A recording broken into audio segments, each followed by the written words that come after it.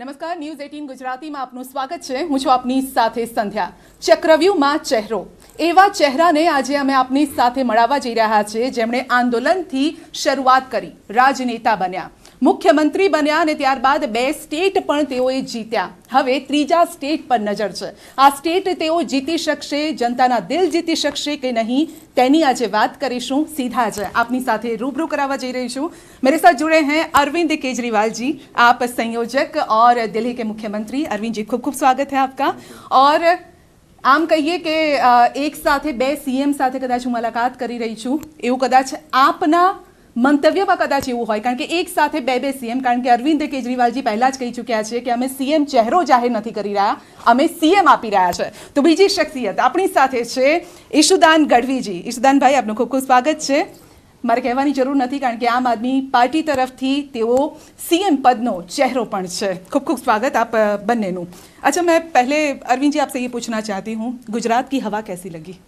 बहुत अच्छी। गुजरात के लोगों ने जितना प्यार दिया, जितना सत्कार दिया, मुझे उम्मीद नहीं थी। और मैं गुजरातियों का, गुजरात के लोगों का तहे दिल से शुक्रिया अदा करना चाहता हूँ। बहुत लोग मुझे अपना भाई कहते हैं और कई बुजुर्ग मुझे अपना बेटा कहते हैं, और गुजरात के लोगों ने मुझे अपने परिवार का हिस्सा बना लिया है। तो मैं भी गुजरात के लोगों को कहना चाहता हूँ कि गुजरात में सरकार बनेगी तो आपका भाई बनके, आपके परिवार का हिस्सा बनके, आपके परिवार की जिम्मेदारी मैं संभालूंगा चुनाव के बाद। जी, क्योंकि अब तक तो आप कहते आए हैं कि एक मौका केजरीवाल को, अब आप बोल रहे हैं कि एक मौका केजरीवाल और एक मौका ईशुदान को। गुजरात की जनता बोल रही है कि यहाँ पे विकास हुआ है, यहाँ पर शांति है, क्यों दे केजरीवाल जी को या ईशुदान जी को वो वोट, क्यों दे? ऐसी क्या बात है? जनता खुश नहीं है।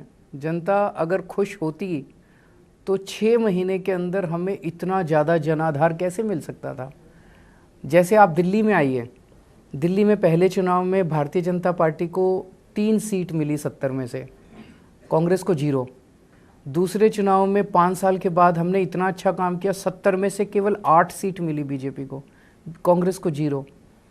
गुजरात के अंदर जनता बहुत ज़्यादा त्रस्त है, इसीलिए एक तीसरे विकल्प को चांस दे रही है गुजरात की जनता, इसीलिए इतना ज़्यादा जनाधार देखने को मिल रहा है आपको। तो इसका मतलब अभी तक विकल्प नहीं था लोगों के सामने, कोई अच्छी पार्टी नहीं थी, कोई बीजेपी को टक्कर नहीं दे रहा था। पहली बार एक विकल्प मिला जो हम कह रहे हैं कि हमें वोट दो, 1 मार्च से आपकी बिजली फ्री हो जाएगी। लोग कह रहे हैं हाँ, बात तो ठीक कह रहा है, बीजेपी को वोट देने से तो कुछ नहीं मिलेगा, कांग्रेस को वोट देने से भी कुछ नहीं मिलेगा, आम आदमी पार्टी को वोट देने से घर का खर्चा तो कम से कम बचेगा, बिजली फ्री हो जाएगी। हम कह रहे हैं हम आपके बच्चों के लिए स्कूल बनाएंगे, आपका इलाज फ्री में कराने के लिए खूब सारे अस्पताल बनाएंगे। दिल्ली में करके आए हैं, झूठ नहीं बोल रहे, दिल्ली में सब किया ये। तो लोग कह रहे हैं यार ऐसी बात तो आज तक कभी नहीं की। 27 साल में बीजेपी ने कभी स्कूल और अस्पताल के नाम पे वोट ही नहीं मांगा। 27 साल छोड़िए, आप तो इतनी सीनियर पत्रकार हैं, आज़ादी के बाद से 75 साल में किसी भी पार्टी ने देश के किसी भी हिस्से में जाके कहा कि मैं आपके बच्चों के लिए स्कूल बनाऊंगा इसलिए वोट दो, मैं आपके परिवार के लिए अस्पताल बनाऊंगा इसलिए वोट दो?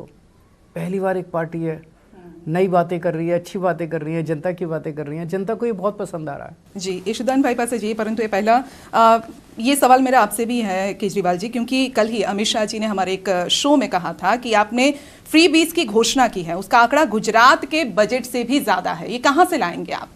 वो उनका हिसाब थोड़ा गड़बड़ है। अच्छा, पर मैं केवल इतना कहना चाहता हूँ, अब मुझे हिसाब भी देने की ज़रूरत नहीं है। मैंने करके दिखाया, दिल्ली में करके दिखाया, पंजाब में करके दिखाया, गुजरात में भी कर देंगे। जब मैं दिल्ली में पहली बार चुनाव लड़ा था 2013 में, तो यही क्वेश्चन बार बार सब मेरे ऊपर फेंकते थे केजरीवाल। मैंने कहा था उस टाइम, तो मैंने फ्री भी नहीं बोला था, मैंने कहा था मैं बिजली के दाम आधे कर दूंगा और पानी मुफ्त कर दूंगा।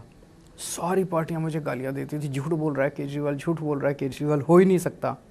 मैं कहता था मैं पढ़ा लिखा हूँ, मैं इंजीनियर भी हूँ, इनकम टैक्स में काम करता था, अकाउंट्स भी आते हैं, तो मैं जो बोल रहा हूँ वो सच बोल रहा हूँ, मैं पूरी कैलकुलेशन करके लाया हूँ। 49 दिन की सरकार में मैंने बिजली के रेट आधे कर दिए और पानी मुफ्त कर दिया। फिर जब दोबारा सरकार आई तो मैंने बिजली मुफ्त कर दी, महिलाओं का किराया मुफ्त कर दिया, बच्चों की शिक्षा मुफ्त कर दी, लोगों की दवाइयाँ मुफ्त कर दी। कहाँ से आया पैसा? भ्रष्टाचार ख़त्म कर दिया। इतना भ्रष्टाचार है, इतना भ्रष्टाचार है, मैं बता नहीं सकता। और गुजरात में तो बहुत ज़्यादा है। इसको भ्रष्टाचार को ख़त्म करेंगे, पैसा ही पैसा है।